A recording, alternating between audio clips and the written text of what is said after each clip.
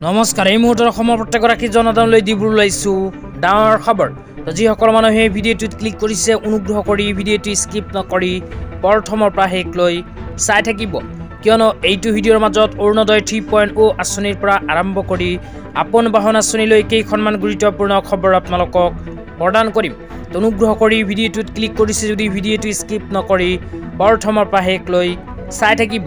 লগতে মোৰ চেনেলত নতুন হলে প্লিজ চেনেলটো সাবস্ক্ৰাইব কৰি মোৰ লগত থাকিব তো বলক ভিডিঅ'টো আৰম্ভ কৰি আজি প্ৰথমটো গুৰুত্বপূৰ্ণ খবৰৰ বিষয়ে বিস্তাৰিত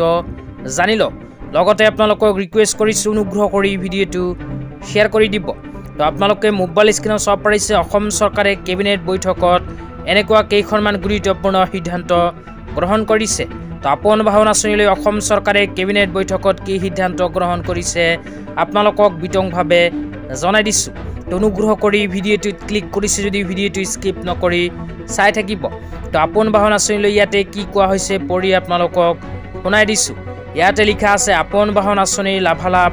সম্প্ৰসাৰণ তাৰ পিছত কোৱা হৈছে কেবিনেটে 2025-26 বৰ্ষৰ বাবে আপোন বাহন আঁচনিৰ কভাৰেজ সম্প্ৰসাৰণত অনুমোদন জনাইছে 60 বছৰ বয়সলৈকে অধিসূচিত সেৱাত থকা ৰাজ্যিক ৰাজহুৱা খণ্ডৰ প্ৰতিষ্ঠানৰ নিয়মীয়া কৰ্মচাৰী ৰাজ্যিক চৰকাৰৰ সংস্থাসমূহৰ ঠিকাভিত্তিক কৰ্মচাৰীসকলে এই আঁচনিৰ লাভালাভ প্ৰাপ্ত কৰিব পাৰিব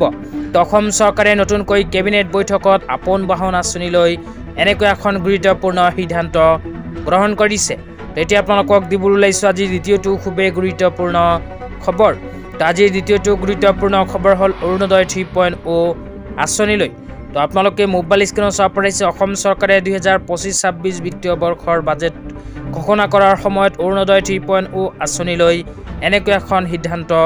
গ্ৰহণ কৰিছে তো ইয়াতে কি লিখা আছে পঢ়ি শুনাই দিছো ইয়াতে লিখা আছে অৰুণোদয় 3.0 জৰিয়তে অৰুণোদয় হিতাধিকাৰীৰ সংখ্যা 37.2 লাখলৈ বৃদ্ধি কৰা হ'ব তো ইয়াতে কোৱা অনুযায়ী অৰুণোদয় 3.0 আঁচনিৰ জৰিয়তে অসম চৰকাৰে